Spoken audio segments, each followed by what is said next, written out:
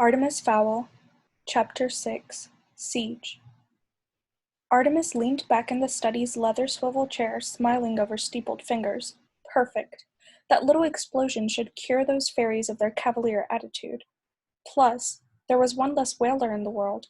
Artemis Fowl did not like whalers. There were less objectionable ways to produce oil byproducts. The pinhole camera concealed in the locator had worked perfectly.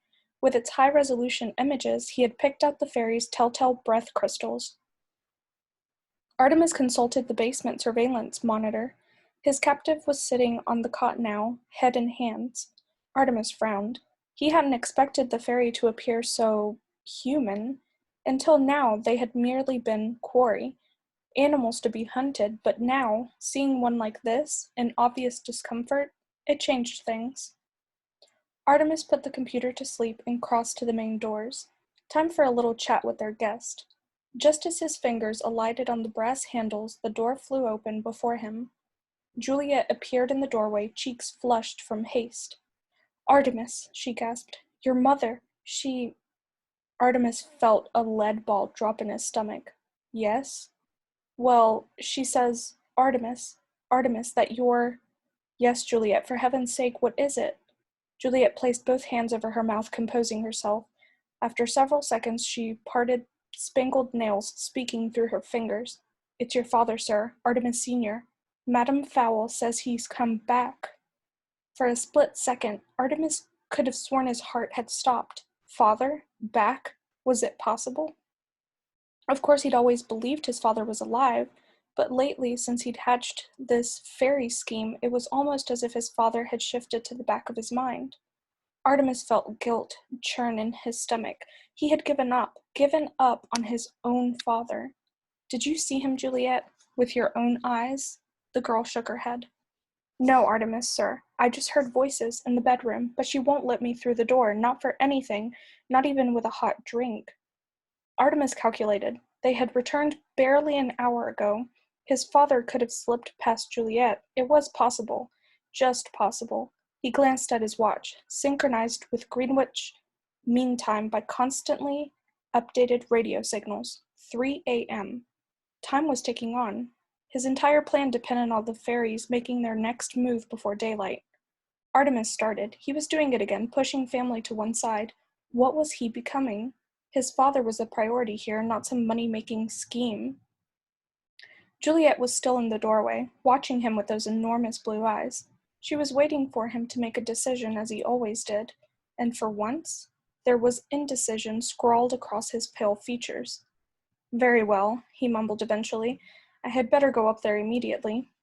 Artemis brushed past the girl, taking the steps 2 at a time. His mother's room was 2 flights up, a converted attic space. He hesitated at the door. What would he say if it was his father miraculously returned? What would he do? It was ridiculous dithering about it. Impossible to predict. He knocked lightly. "Mother?" No response, but he thought he heard a giggle and was instantly transported into the past. Initially, this room had been his parents' lounge. They would sit on the chaise lounge for hours, tittering like school children, feeding the pigeons or watching the ships sailing past on Dublin Sound. When Artemis Sr. had disappeared, Angeline Fowl had become more and more attached to the space, eventually refusing to leave altogether. "Mother, are you all right?" Muffled voices from within, conspiratorial whispers. "Mother, I'm coming in." "Wait a moment, Timmy. Stop it, you beast. We have company." "Timmy?" Artemis's heart thumped like a snare drum in his chest. Timmy, her pet name for his father? Timmy and Artie, the 2 men in her life. He could wait no longer. Artemis burst through the double doors. His first impression was of light. Mother had the lamps on. A good sign, surely. Artemis knew where his mother would be. He knew exactly where to look, but he couldn't. What if...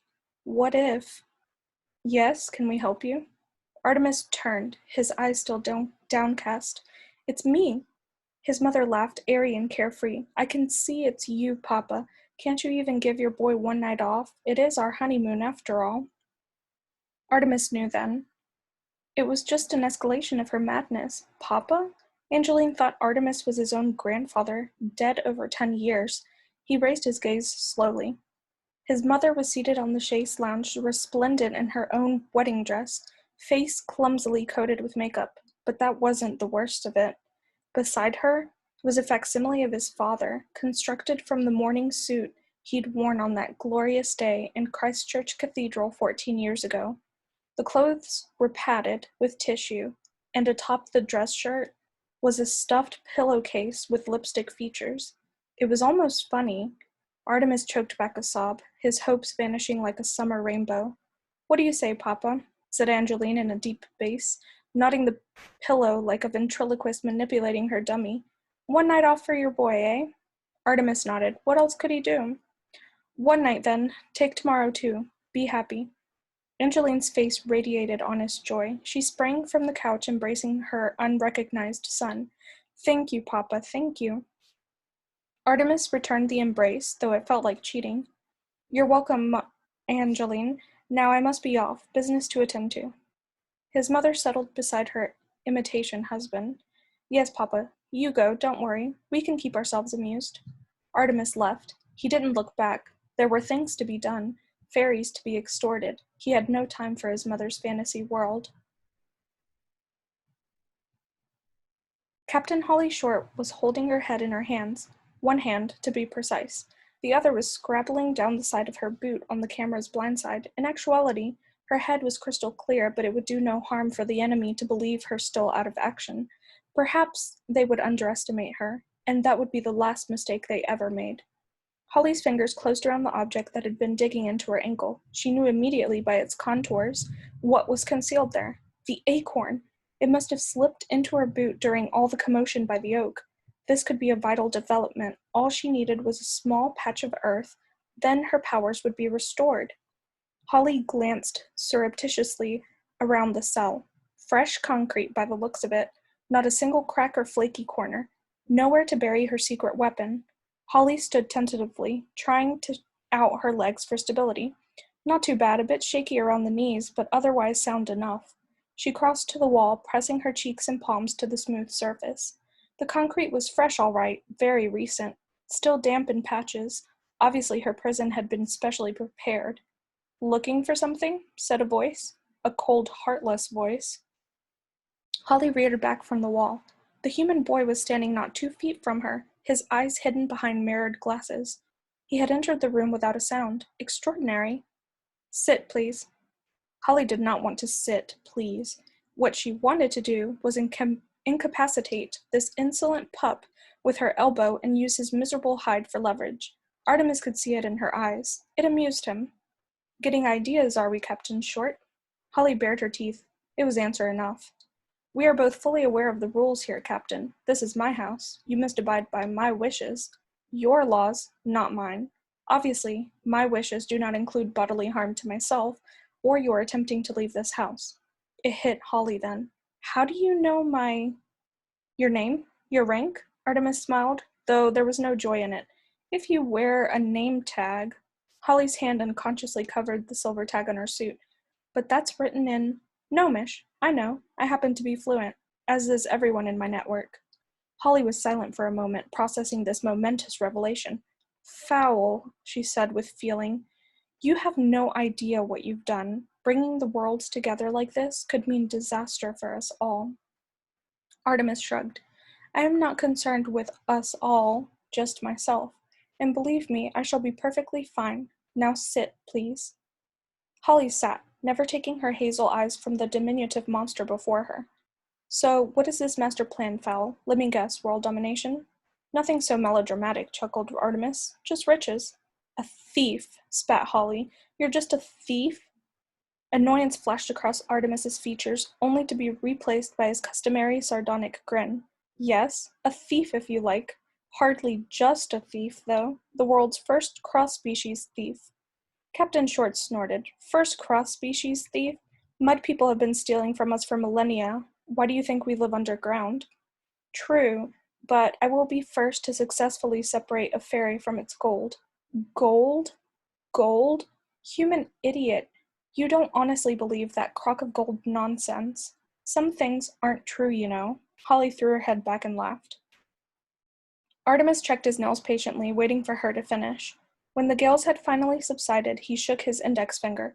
You were right to laugh, Captain Short. For a while there, I did believe in all that under-the-rainbow crock of gold blarney, but now I know better. Now I know about the hostage fund. Holly struggled to keep her face under control. What hostage fund? Oh, come now, Captain. Why bother with the charade? You told me about it yourself. I told you, stammered Holly. Ridiculous. Look at your arm. Holly rolled up her right sleeve. There was a small cotton pad taped to the vein. That's where we administered the sodium pentothal, commonly known as truth serum. You sang like a bird. Holly knew it was true. How else could he know? You're crazy. Artemis nodded indulgently. If I win, I'm a prodigy. If I lose, then I'm crazy. That's the way history is written. Of course, there had been no sodium pentothal, just a harmless prick with a sterilized needle. Artemis would not risk causing brain damage to his meal ticket, nor could he afford to reveal the book as the source of his information. Better to let the hostage believe that she had betrayed her own people. It would lower her morale, making her more susceptible to his mind games. Still, the ruse disturbed him. It was undeniably cruel. How far was he prepared to go for this gold? He didn't know, and wouldn't until the time came. Holly slumped, momentarily defeated by this latest development. She had talked, revealed sacred secrets. Even if she did manage to escape, she would be banished to some freezing tunnel under the Arctic Circle. This isn't over, Fowl, she said at last. We have powers you can't possibly know about. It would take days to describe them all. The infuriating boy laughed again. How long do you think you've been here? Holly groaned. She knew it was coming. A few hours? Artemis shook his head. 3 days, he lied. We've had you on a drip for over 60 hours until you told us everything we needed to know. Even as the words came out, Artemis felt guilty. These mind games were having an obvious effect on Holly, destroying her from the inside out. Was there really a need for this? 3 days? You could have killed me. What kind of... And it was that speechless quality that sent the doubt shooting through Artemis's brain. The fairy thought him so evil she couldn't even find the words. Holly pulled herself together. Well then, Master Fowl, she spat, heavy on the contempt. If you know so much about us, then you know what happens when they locate me. Artemis nodded absently. Oh yes, I know. In fact, I'm counting on it. It was Holly's turn to grin. Oh really? Tell me, boy, have you ever met a troll? For the first time, the human's confidence dropped a notch. No, never a troll. Holly showed more teeth. You will, Fowl. You will. And I hope I'm there to see it. The LEP had established a Surface Ops HQ at E1 Terra. Well, said Root, slapping at a paramedic gremlin who was applying burn salve to his forehead. Leave it. The magic will sort me out soon enough. Well, what? Replied Foley. Don't give me any of your lip today, Foley, because today is not one of those, oh, I'm so impressed with the pony's technology days. Tell me what you found on the human. Foley scowled, securing his foil hat between curled horns. He flipped the top on a wafer-thin laptop. I hacked into Interpol. Not too difficult, I can tell you. They might as well have put out a welcome mat. Root drummed his fingers on the conference table. Get on with it. Right. Fowl. 10-gigabyte file. In paper terms, that's half a library. The commander whistled. That's one busy human. Family, corrected Foley. The Fowls have been subverting justice for generations. Racketeering, smuggling, armed robbery, mostly corporate crime last century. So do we have a location?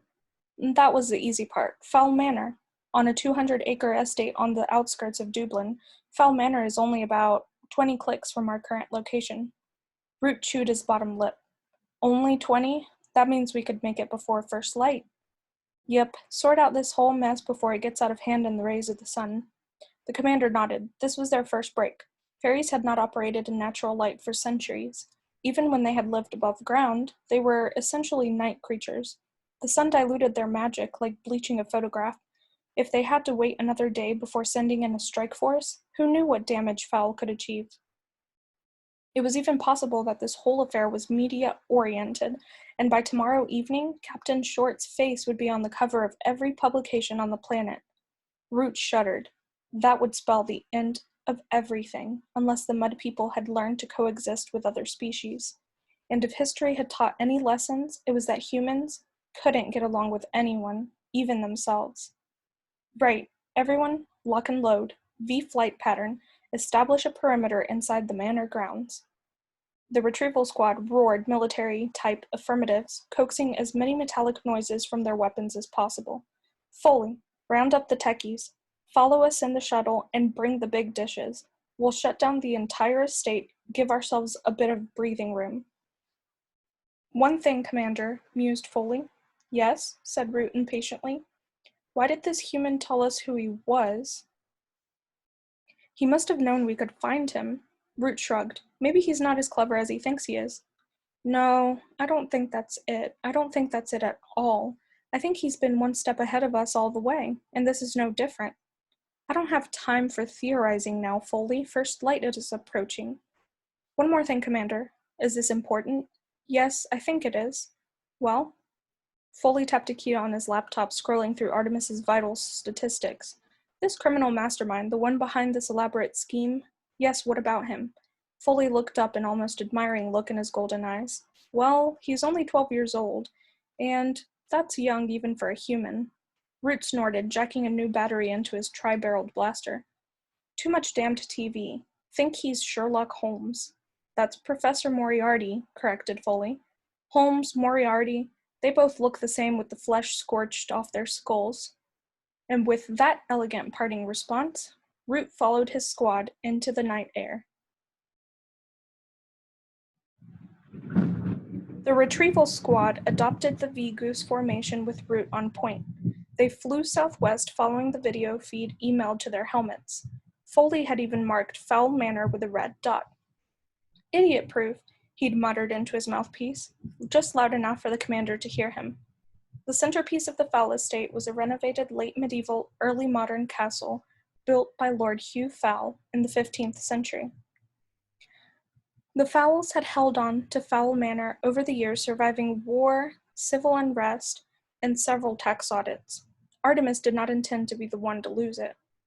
The estate was ringed by a 10-foot crenellated stone wall, complete with the original guard towers and walkways. The retrieval squad put down just inside the boundary and began an immediate scan for possible hostiles. 50 feet apart, instructed Root. Sweep the area. Check in every 60 seconds. Clear? Retrieval nodded. Of course it was clear. They were professionals. Lieutenant Cudgeon, retrieval squad's leader, climbed a guard tower. You know what we should do, Julius? He and Root had been in the academy together, brought up in the same tunnel. Cudgeon was one of perhaps 5 fairies who called Root by his first name. I know what you think we should do. We should blast the whole place. What a surprise. The cleanest way. 1 blue rinse, and our losses are minimum. Blue rinse was the slang term for the devastating biological bomb used on rare occasions by the Force. The clever thing about a biobomb was that it destroyed only living tissue. The landscape was unchanged. That minimum loss you're talking about happens to be one of my officers. Oh yes, tutted Cudgeon, a female recon officer, the test case. Well, I don't think you'll have any problem justifying a tactical solution. Root's face took on that familiar purple hue. The best thing you can do right now is stay out of my way. Or else I may be forced to ram that blue rinse straight into that morass you call a brain. Cudgeon was unperturbed. Insulting me doesn't change the facts, Julius. You know what the book says. We cannot, under any circumstances, allow the lower elements to be compromised. 1 time stop is all you get.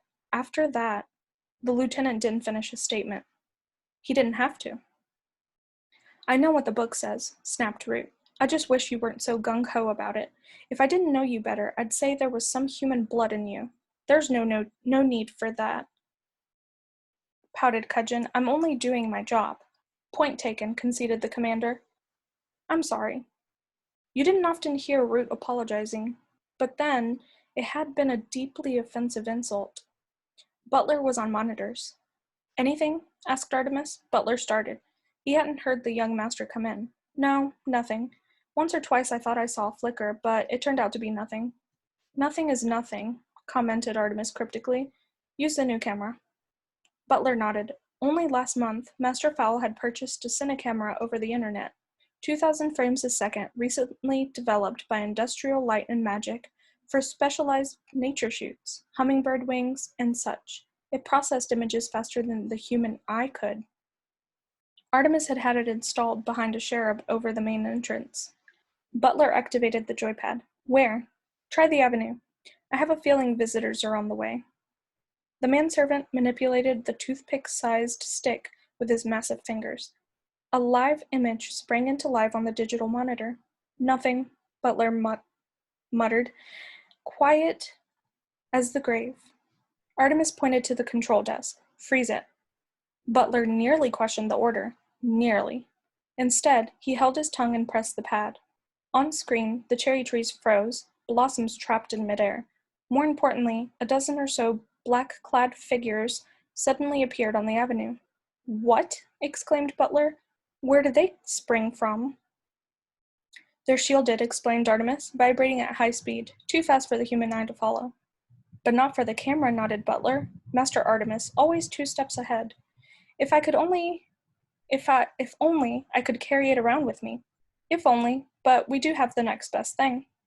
Artemis lifted a headset gingerly from the workbench. It was the remains of Holly's helmet. Obviously, trying to cram Butler's head into the original helmet would be like trying to fit a potato into a thimble. Only the visor and control buttons were intact. Straps from a hard hat had been rigged to fit the manservant's cranium. This thing is equipped with several filters. It stands to reason that one of them is anti-shield. Let's try it out, shall we? Artemis placed the set over Butler's ears. Obviously, with your eye span, there are going to be blind spots, but that shouldn't hamper you and Julie.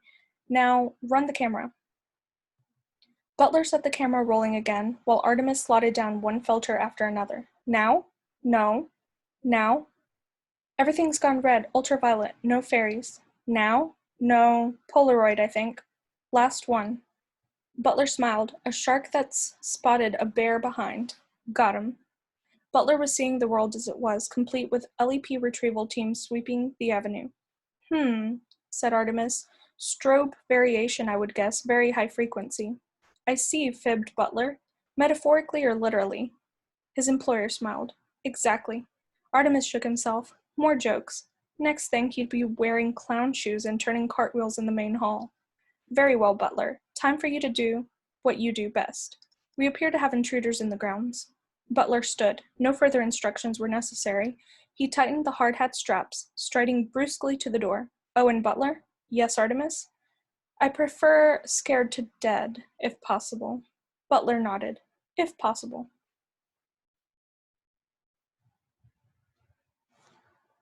LEP Retrieval 1 were the best and the brightest. It was every little fairy's dream that one day he would grow up to don the stealth black jumpsuit of the Retrieval Commandos. These were the elite. Trouble was their middle name. In the case of Captain Kelp, Trouble was actually his first name. He'd insisted on it at his manhood ceremony, having just been accepted into the academy. Trouble led his team down the sweeping avenue. As usual, he took the point position himself, determined to be the first into the fray. As he fervently hoped, a fray developed. Check in, he whispered into the mic that wound snake-like from his helmet. Negative on 1. Nothing, Captain. A big negatory, Trouble. Captain Kelp winced. We're in the field, Corporal. Follow procedure. But Mommy said, I don't care what Mommy said, Corporal. Rank is rank. You will refer to me as Captain Kelp. Yes, sir, Captain, sulked the corporal. But don't ask me to iron your tunic anymore. Trouble zeroed in on his brother's channel, shutting out the rest of the squad. Shut up about Mommy, will you? And the ironing. You're only on this mission because I requested you. Now start acting like a professional or get back to the perimeter. Okay, Trubs. Trouble? Shouted Captain Kelp. It's trouble, not Trubs or Trub. Trouble, okay? Okay, Trouble. Mommy's right. You're only a baby. Swearing very unprofessionally, Captain Kelp switched his headset back to the open channel. He was just in time to hear an unusual sound. Ark. What was that? What? Dunno. Nothing, Captain. But Trouble had done a sound recognition in-service for his captain's exam, and he was pretty sure the arc had been caused by someone getting a chop across the windpipe. More than likely, his brother had walked into a shrub. Grub, are you all right? That's Corporal Grub to you. Kelp viciously kicked a daisy. Check in. Sound off in sequence. 1, okay. 2, fine. 3, bored but alive. 5, approaching west wing. Kelp froze. Wait. 4? You there, 4? What's your situation? Nothing except static. Right. 4 is down, possibly an equipment malfunction. Still, we can't afford to take any chances. Regroup by the main door. Retrieval 1 crept together, making slightly less noise than a silk spider. Kelp did a quick head count. 11. 1 short of a full complement. 4 was probably wandering around the rose bushes, wondering why nobody was talking to him. Then, Trouble noticed 2 things. 1, a pair of black boots was sticking out of a shrub beside the door, and 2, there was a massive human standing in the doorway. The figure was cradling a very nasty-looking gun in the crook of his arm. Go silent, whispered Kelp, and immediately 11 full-face visors slid down to seal in the sounds of his squad's breathing and communications. Now, nobody panic. I think I can trace the sequence of events here. 4 is skulking around outside the door. The mudman opens it. 4 gets a whack on the noggin and lands in the bushes. No problem. Our cover is intact. Repeat, intact. So no itchy fingers, please. Corporal Kelp. Check 4's vitals. The rest of you make a hole and keep it quiet. The squad stepped back carefully until they were standing on the manicured grassy verge. The figure before them was indeed impressive. Without doubt, the biggest human any of them had ever seen. Darvit, breathed 2. Maintain radio silence except in emergencies, ordered Kelp. Swearing is hardly an emergency. Secretly, however, he concurred with the sentiment. This was one time he was glad to be shielded. That man looked as if he could squash 6 fairies in one massive fist. Grub returned to his slot. 4 is stable. Concussed, I'd guess. But otherwise okay. His shield's off, though, so I stuffed him in the bushes. Well done, Corporal. Good thinking. The last thing they needed was for 4's boots to be spotted. The man moved, lumbering casually along the path. He may have glanced left or right. It was difficult to tell beneath the hood pulled over his eyes. Odd for a human to wear a hood on such a fine night. Safety catches off, ordered Trouble. He imagined his men rolling their eyes, like they hadn't had their safeties off for the last half an hour. Still, you had to go by the book in case of a tribunal later on. There was a time when Retrieval blasted first and answered questions. Never. But not anymore. Now, there was always some do-gooder civilian banging on about civil rights, even for humans if you can believe it. The man mountain stopped, right in the middle of the squad. If he had been able to see them, it would be the perfect tactical position. Their own firearms were virtually useless, as they would probably do more damage to each other than the human. Fortunately, the entire squad was invisible with the exception of 4 who was safely hidden in what appeared to be a rhododendron. Buzz batons, fire 'em up. Just in case, no harm in being cautious. And when the LEP officers were switching weapons, right at that moment, when their hands were fumbling with holsters, that's when the mudman spoke. Evening, gentlemen, he said, sweeping back his hood. Funny that, thought Trouble. It was almost as if... Then he saw the makeshift goggles. Cover, he screamed, cover! But it was too late. No option but to stand and fight. And that was no option at all.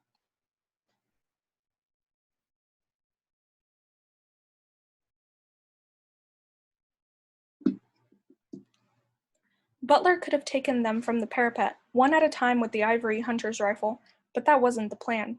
This was all about making an impression, sending a message. It was standard procedure with any police force in the world to send in the cannon fodder first, before opening negotiations. It was almost expected that they would meet with resistance, and Butler was happy to oblige.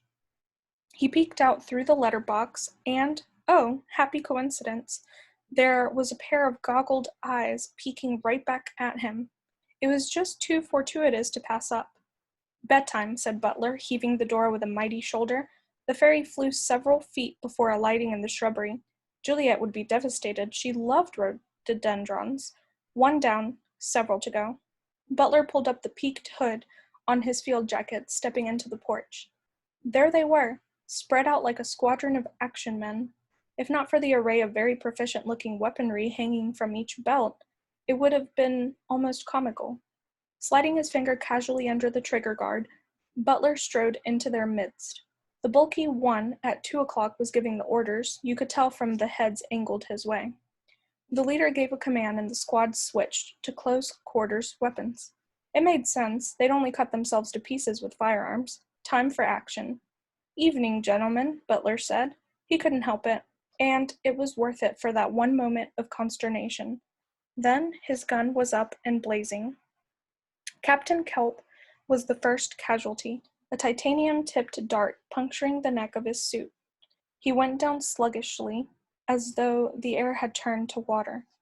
2 more of the squad were dropped before they had any idea what was going on. It must be quite traumatic, thought Butler dispassionately, to lose an advantage that you've held for centuries. By now the remains of Retrieval 1 had their buzz batons fired up and raised, but they made the mistake of hanging back, waiting for a command that was not forthcoming. This gave Butler an opportunity to take the fight to them, as if he needed another advantage. Even so, for a second, the manservant hesitated. These beings were so small, like children.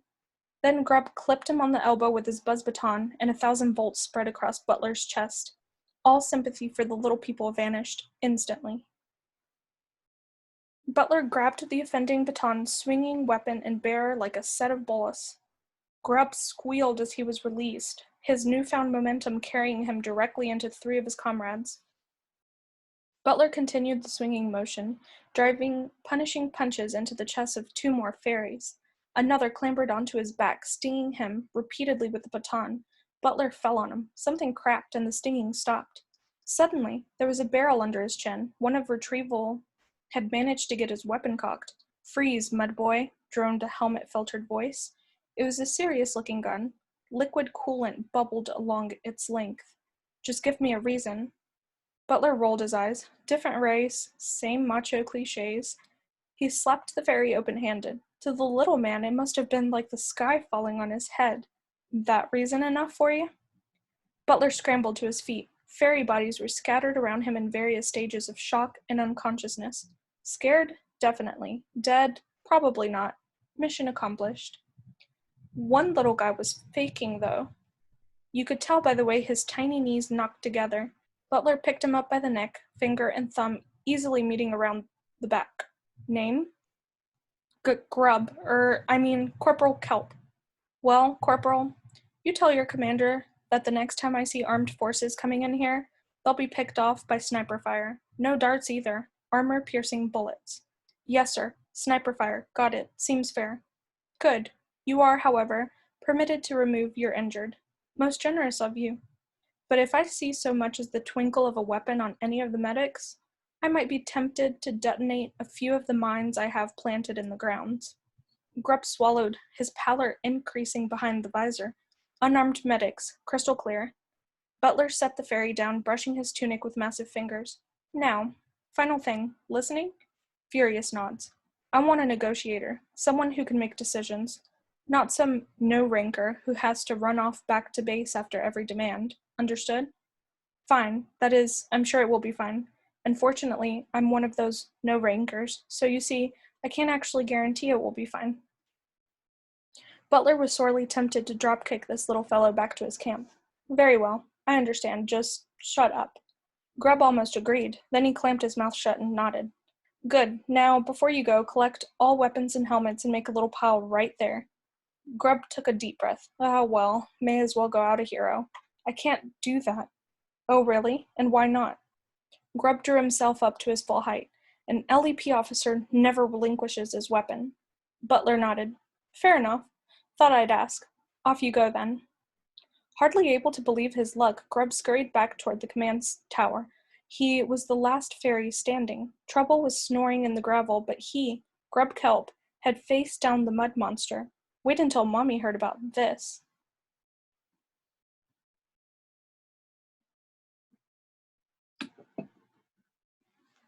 Holly sat on the edge of her bed, fingers curled around the metal base. She lifted slowly, taking the weight on her arms. The strain threatened to pop her elbows from their sockets. She held it for a second and then slammed the frame into the concrete. A satisfying cloud of dust and splinters swirled around her knees. Good, she grunted. Holly eyed the camera. Doubtless they were watching her, no time to waste. She flexed her fingers, repeating the maneuver again and again until the steel base left deep welts in her finger joints. With each impact, more and more splinters popped from the fresh floor. After several moments, the cell door burst open and Juliet fell into the room. "What are you doing?" she panted, "trying to knock the house down?" "I'm hungry," shouted Holly, "and I'm fed up of waving at that stupid camera. Don't you feed your prisoners around here? I want some food." Juliet's fingers curled into a fist. Artemis had warned her to be civil, but there was a limit. "No need to get your pant or whatever in a twist. So, what do you fairies eat?" "Got any dolphin?" Holly asked sarcastically. Juliet shuddered. "No, I don't, you beast." "Fruit, then. Or vegetables. Make sure they're washed. I don't want any of your chemical poisons in my blood."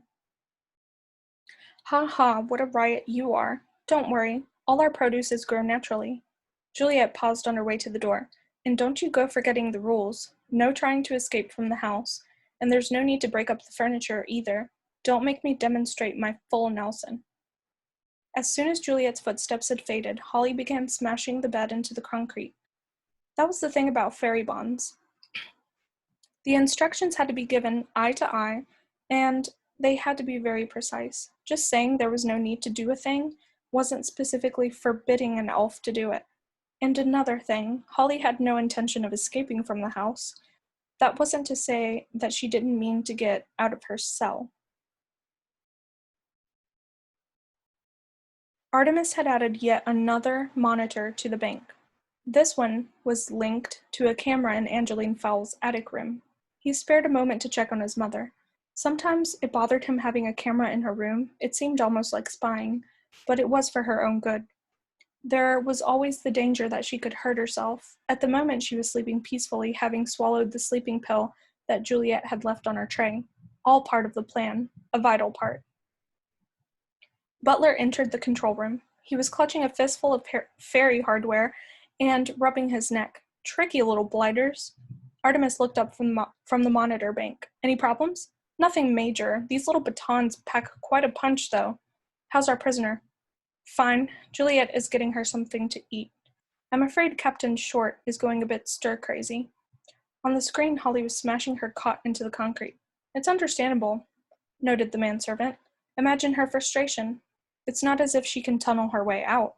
Artemis smiled. "No, the entire estate is built on a bed of limestone. Not even a dwarf could tunnel his way out of here. Or in." Wrong, as it happened.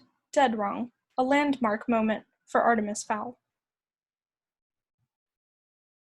The LEP had procedures for emergencies like this one. Admittedly, these did not include the retrieval squad getting hammered by a lone enemy. Still, that just made the next step all the more urgent, especially with the faintest of orange tinges creeping into the sky. "Are we good to go?" roared Root into his mic, as though it wasn't whisper-sensitive. "Good to go," thought Foley, busy wiring the last dish on a watchtower. These military types and their catchphrases, "good to go," "lock and load." I don't know, but I've been told. So insecure. Aloud, he said, "No need to shout, Commander. These headsets could pick up a spider scratching in Madagascar." "And is there a spider scratching in Madagascar?" "Well, I don't know. They can't really." "Well, stop changing the subject, Foley, and answer the question." The centaur scowled. The commander took everything so literally. He plugged the dish's modem lead into his laptop. "Okay, we're good to go." "About time, too." "Right, flip the switch." For the third time in as many moments, Foley gritted his horsey teeth. He was indeed the stereotypical unappreciated genius. "Flick the switch if you don't mind." Root didn't have the cranial capacity to appreciate what he was trying to do here. Stopping time wasn't just a matter of pressing the on button. There was a series of delicate procedures that had to be performed with utmost precision.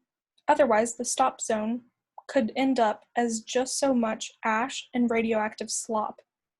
While it was true that fairies had been stopping time for millennia, these days, with satellite communication and the internet, humans were liable to notice if a zone just dropped out of time for a couple of hours. There was an age when you could throw a blanket stoppage over a whole country and the mud people would simply think the gods were angry, but not anymore. Nowadays, the humans had instruments for measuring anything, so if there was any time stopping to be done, it had better be fine-tuned and precise. In the old days, 5 elfin warlocks would form a pentagram around the target and spread a magic shield over it, temporarily stopping time inside the enchanted enclosure. This was fine as far as it went, provided the warlocks didn't have to use the bathroom.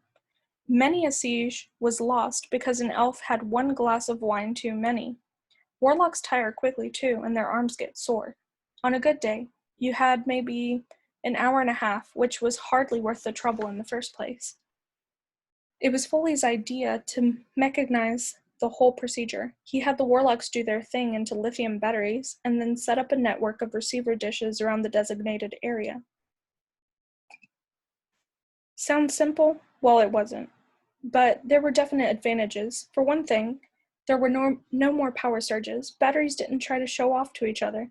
You could calculate exactly how many power cells were needed, and sieges could be extended for up to 8 hours. As it happened, the Fowl estate was the perfect location for a time stop, isolated with a definite boundary. It even had elevated towers for the dishes, for heaven's sake.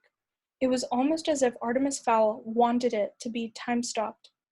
Foley's finger hesitated over the button. Could it be possible? After all, the human youth had been one step ahead throughout this whole affair. Commander? Are we online yet? Not exactly. There's something. Root's reaction nearly blew out the woofers in Foley's earpiece. No, Foley, there isn't something. None of your bright ideas, thank you very much. Captain Short's life is in danger, so push the button before I climb that tower and push it with your face. Touchy, muttered Foley, and pushed the button. Lieutenant Cudgeon checked his moonometer. You have 8 hours. I know how much time I have, growled Root, and stop following me. Don't you have work to do? Actually, now that you mention it, I have a biobomb to arm. Root rounded on him. Don't annoy me, Lieutenant. Having you make comments at every turn is not improving my concentration. Just do whatever it is you feel you have to do. But be prepared to back it up at tribunal. If this one goes wrong, heads are going to roll. Indeed, muttered Cudgeon under his breath, but mine is not going to be one of them. Root checked the sky. A shimmering azure field had descended over the Fowl estate. Good. They were in limbo. Outside the walls, life continued at an exaggerated pace, but if anyone were to somehow gain access to the manor in spite of the fortified walls and high gate, they would find it deserted, all occupants trapped in the past. So, for the next 8 hours, it would be twilight on the Fowl estate. After that, Root could not guarantee Holly's safety. Given the gravity of the situation, it was more than likely that Cudgeon would get the go-ahead to bio-bomb the whole place. Root had seen a blue rent before. No living thing escaped, not even the rats. Root caught up with Foley at the base of the north tower. The centaur had parked a shuttle by the 3-foot-thick wall. Already the work area was a mess of tangled wires and pulsating fiber optics. Foley, are you in here? The centaur's foil-capped head emerged from the belly of a disemboweled hard drive. Over here, Commander. You've come to push a button with my face, I presume. Root almost laughed. Don't tell me you're looking for an apology, Foley. I've already used my quota for today, and that was to a lifelong friend. Cudgeon? Forgive me, Commander, but I wouldn't waste my apologies on the lieutenant. He won't be wasting any on you when he stabs you in the back. You're wrong about him. Cudgeon is a good officer. A bit eager, certainly, but he'll do the right thing when the time comes. The right thing for himself, maybe. I don't think Holly is at the top of his priority list. Root didn't answer. He couldn't. And another thing. I have a sneaking suspicion that young Artemis Fowl wanted us to stop time. After all, everything else we've tried has played straight into his hands. Root rubbed his temples. That's impossible. How could a human know about time stoppage? Anyway, this is no time for theorizing, Foley. I have less than 8 hours to clean up this mess, so what have you got for me?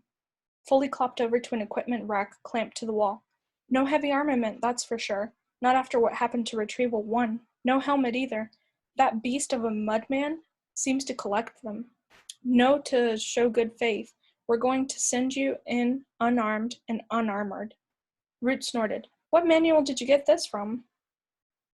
It's standard operating procedure, fostering trust, speeds communication. Oh, stop quoting and give me something to shoot. Suit yourself, sighed Foley, selecting what looked like a finger from the rack. What's that? It's a finger. What does it look like? A finger, admitted Root. Yes, but not an ordinary finger. He glanced around to make sure that no one else was watching. The tip contains a pressurized dart. One shot only. You tap the knuckle with your thumb, and someone goes Betty by. Why haven't I seen this before? It's a covert kind of thing. And, said Root suspiciously, well, there have been accidents. Tell me, Foley. Our agents keep forgetting they have it on. Meaning they shoot themselves. Foley nodded miserably. One of our best sprites was picking his nose at the time. 3 days on the critical list. Root rolled the memory latex onto his index finger, where it immediately assumed the shape and flesh tone of the host digit. Don't worry, Foley. I'm not a complete idiot. Anything else? Foley unhooked what appeared to be a false bottom from the equipment rack. You're not serious. What does that do? Nothing, admitted the centaur, but it gets a great laugh at parties. Root chuckled. Twice. That was a major lapse for him. Okay, levity over. Are you going to wire me? Naturally. One iris cam. What color? He peered into the commander's eyes. Mud brown. He selected a small vial from the shelf and removed the electronic contact lens from a fluid capsule. Plucking Root's eyelid with thumb and forefinger, he slotted in the iris cam. That might irritate you. Try not to rub, or it could end up in the back of your eye. Then we'd be looking into your head, and there's nothing interesting in there, heavens knows. Root blinked, resisting the urge to knead his watering eye. That's it? Foley nodded. That's all we dare risk. The commander agreed reluctantly. His hip felt very light without a tri-barreled blaster dangling from it. Okay, I suppose this amazing dart finger will have to do. Honestly, Foley, if this blows up in my face, you'll be on the next shuttle back to Haven. The centaur snickered. Just be careful in the toilet. Root didn't laugh. There were some things you didn't joke about.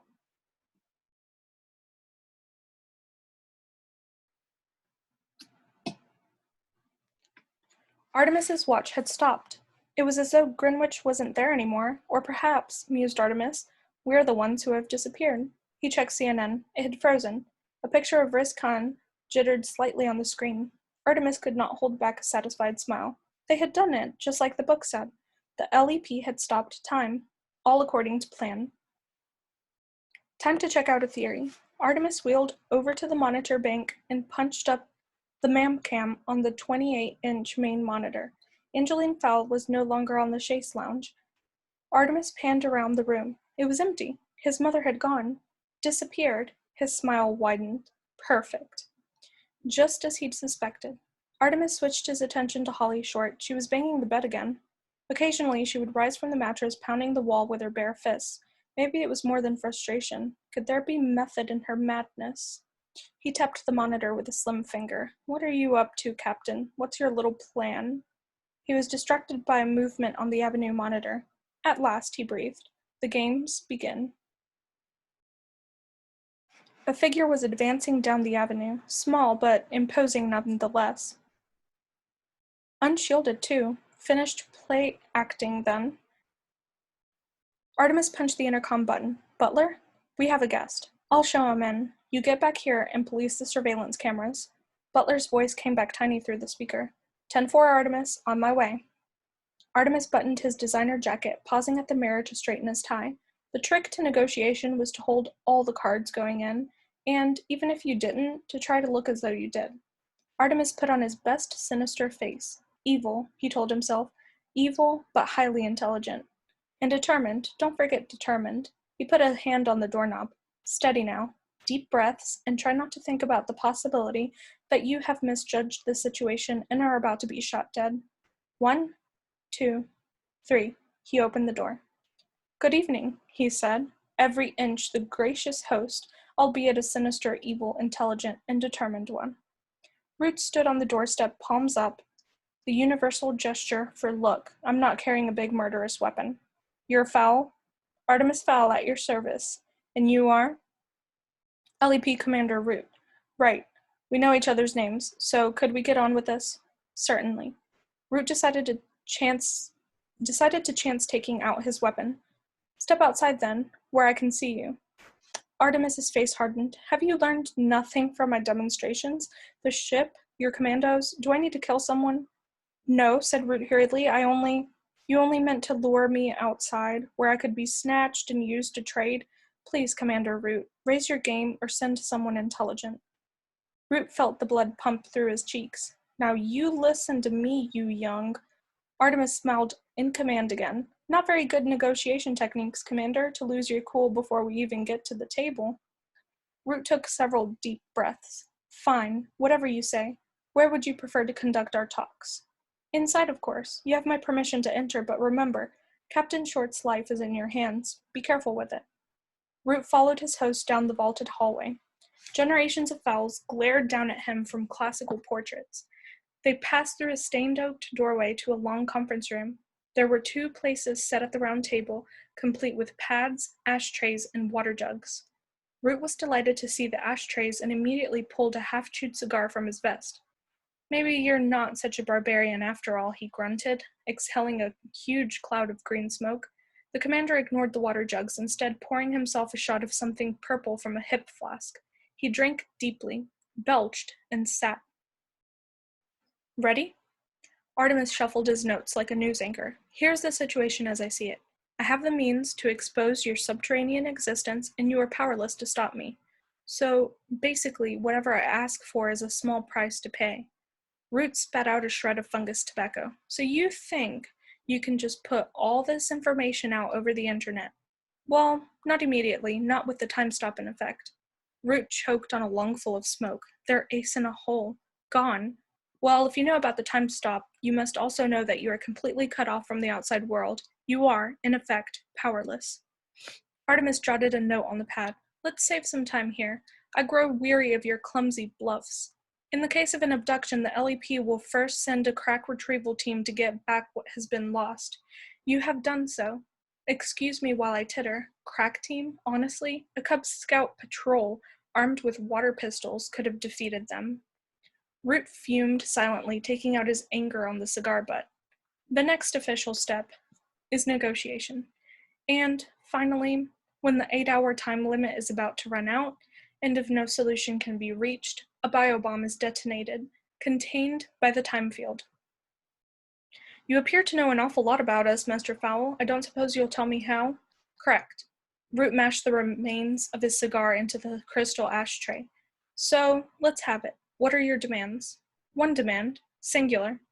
Artemis slid his notepad across the polished table. Root read what was on there. 1 ton of 24-karat gold, small, unmarked ingots only. You can't be serious. Oh, but I am.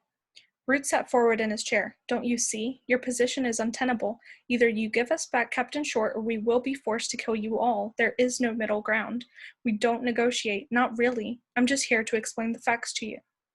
Artemis smiled his vampire smile. Oh, but you will negotiate with me, Commander.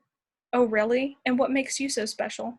I am special, because I know how to escape the time field. Impossible, snorted Root. Can't be done. Oh, yes, it can. Trust me, I haven't been wrong yet. Root tore off the top page, folding it into his pocket. I'll have to think about this.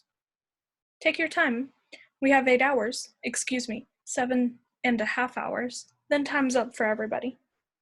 Root said nothing for a long while, tapping his nails on the tabletop. He took a breath to speak, then changed his mind and stood abruptly. We'll be in touch. Don't worry, I'll see myself out. Artemis pushed his chair back. You do that, but remember this. None of your race has permission to enter here while I'm alive.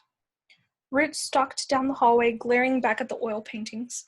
Better to leave now and process this new information. The Fowl boy was indeed a slippery opponent, but he was making one basic mistake, the assumption that Root would play by the rules. However, Julius Root hadn't gotten his commander's stripes by following any rule book. Time for a bit of unorthodox action. The videotape from Root's Iris Cam was being reviewed by experts. You see there, said Professor Cumulus, a behavioral specialist, that twitch. He's lying. Nonsense, huffed Dr. Argan, a psychologist from below the U.S. He's itchy, that's all. He's itchy, so he scratches. Nothing sinister in it. Cumulus turned to Foley. Listen to him. How can I be expected to work with this charlatan? Witch doctor, countered Argan. Foley raised his hairy palms. Gentlemen, please. We need agreement here, a concrete profile. It's no use, said Argan. I can't work in these conditions. Cumulus folded his arms. If he can't work, neither can I. Root strode through the shuttle double doors. His trademark purple complexion was even rosier than usual. That human is toying with us. I will not have it. Now, what did our experts make of the tape? Foley moved slightly to the side, allowing the commander a clear run at the so-called experts. Apparently, they can't work in these conditions. Root's eyes narrowed to slits, bringing his prey into sharp focus. Excuse me? The good doctor is a half-wit, said Cumulus, unfamiliar with the commander's temper. I'm a half-wit? Stuttered Argan, equally ignorant. What about you, you cave fairy? Plastering your absurd interpretations onto the most innocent of gestures? Innocent? The boy is a bag of nerves, obviously lying. It's textbook. Root slammed a clenched fist onto the table, sending a spiderweb of cracks scurrying across the surface. Silence. And silence there was, instantly.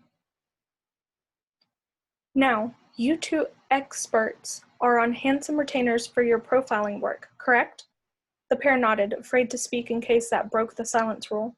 This is probably the case of your lives, so I want you to concentrate very hard. Understood? More nods. Root popped the camera out of his weeping eye. Fast forward it, Foley, toward the end. The tape hopped forward erratically. On screen, Root followed the human into his conference room. There. Stop it there. Can you zoom in on his face? Can I zoom in on his face? Snorted Foley. Can a dwarf steal the web from under a spider? Yes, replied Root. That was a rhetorical question, actually. I don't need a grammar lesson, Foley. Just zoom in, would you? Foley ground his tombstone teeth. Okay, boss. Will do. The centaur's fingers prodded the keyboard with lightning speed. Artemis's visage grew to fill the plasma screen. I'd advise you to listen, said Root, squeezing the expert's shoulders. This is a pivotal moment in your careers. I am special, said the mouth on the screen, because I can escape the time field. Now tell me, said Root, is he lying? Run it again, said Cumulus. Show me the eyes. Argan nodded. Yes, just the eyes. Foley tapped a few more keys, and Artemis's deep blue eyes expanded to the width of the screen. I am special, boomed the human voice, because I can escape the time field. Well, is he lying? Cumulus and Argan looked at each other, all traces of antagonism gone. No, they said simultaneously. He's telling the truth, added the behaviorist. Or, clarified the psychologist, at least he thinks he is. Root swabbed his eye with a cleansing solution. That's what I thought. When I looked that human in the face, I figured he was either a genius or crazy. Artemis's cool eyes glared at them from the screen. So which is it? Asked Foley. A genius or crazy? Root grabbed his tri-barreled blaster from the gun rack. What's the difference? He snapped, strapping his trusty weapon to his hip. Get me an outside line to E1. This Fowl person seems to know all of our rules, so it's time to break a few.